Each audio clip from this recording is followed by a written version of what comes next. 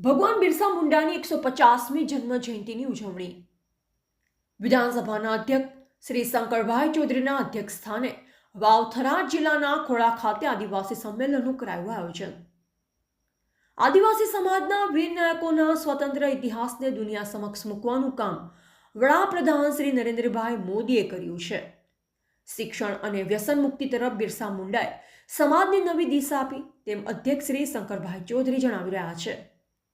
વડાપ્રધાન શ્રી નરેન્દ્રભાઈ મોદીની પ્રેરણાથી આ વર્ષે ભગવાન બિરસા મુંડાની 150મી જન્મ જયંતિની ઉજવણી થઈ રહી છે। આજની પેઢી સ્વાતંત્ર્ય સંગ્રામમાં બિરસા મુંડાની આગેવાનીમાં આદિજાતિઓના ઐતિહાસિક યોગદાનને જાણે સમજીને તેમાંથી રાષ્ટ્ર નિર્માણની પ્રેરણા મેળવે તેવા ઉદ્દેશ સાથે વડાપ્રધાન શ્રીના નેતૃત્વમાં આ વર્ષ ઉત્સાહભેર જનજાતીય ગૌરવ વર્ષ તરીકે ઉજવાઈ રહ્યું છે। વિધાનસભાના અધ્યક્ષ શ્રી શંકરભાઈ ચૌધરીના અધ્યક્ષ સ્થાને આજરોજ થરા તાલુકાના ખોડા ખાતે ભગવાન બિરસા મુંડાની 150મી જન્મ જયંતિ અંતર્ગત આદિવાસી સંમેલન યોજાયું હતું। આ પ્રસંગે લાભાર્થીઓને સરકારશ્રીની વિવિધ યોજના અંતર્ગત લાભ વિતરણ કરાયા હતા। આ કાર્યક્રમમાં અધ્યક્ષ શ્રી શંકરભાઈ ચૌધરીએ જણાવ્યું કે ભગવાન બિરસા મુંડાજી આદિવાસી સમાજના પ્રેરણાસ્ત્રોત અને આદર્શ વ્યક્તિત્વ રહ્યા છે। તેમણે પોતાના જીવન દ્વારા ધર્મ, સંસ્કૃતિ અને આદિવાસી ઓળખને જાળવી રાખવા અવિરત પ્રયત્ન કર્યા હતા। ભગવાન બિરસા મુંડાએ નાની ઉંમરમાં આશ્રમ સ્થાપી લોકોની સેવા સાથે સમાજમાં રહેલા કુરિવાજો અને અંધશ્રદ્ધાને દૂર કરવા માટે તેમણે જનજાગૃતિ ફેલાવી।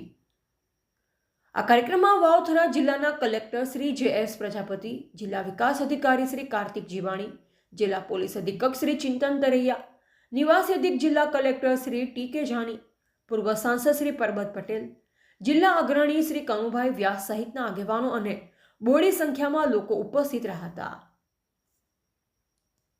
ભારત દેશની આઝાદી માટે લડવા વાળું મહામાનવ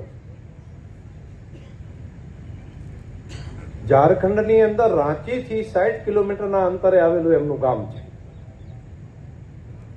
અને જન્મજાત દેશભક્ત।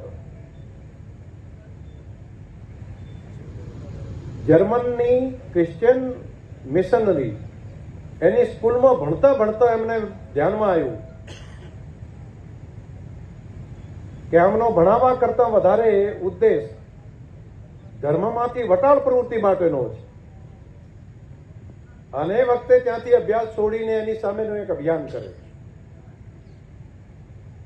અને દેશની સંસ્કૃતિ, દેશનો ધર્મ, દેશની ભાષા, દેશની ભૂષા, દેશના વન, દેશની માટી એના માટે સંઘર્ષ કરે। વનસ્પતિઓમાં ખૂબ જાગૃતતા, જાણકારી એટલે નાની જ ઉંમરે એક આશ્રમ સ્થાપ્યો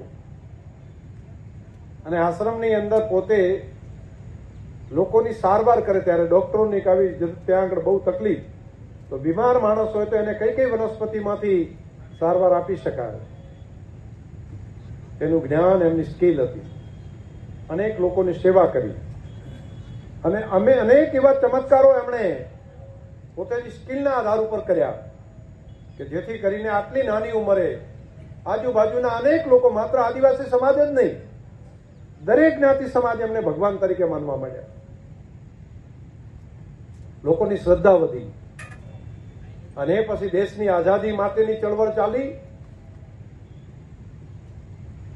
ઇંગ્લેન્ડથી કરીને આખો આફ્રિકા ખંડ, આખો એશિયા ખંડ, એમાં અંગ્રેજોનું બહુ મોટું સલ્તનત, ક્યારે એમનો સૂર્ય આથમતો નહોતો, એની સામે લડાઈ દેશની આઝાદી માટે હાથમાં તીરકામઠા લઈ અને આખા જનજાતિ સમાજને તૈયાર કરવાનું કામ કર્યું।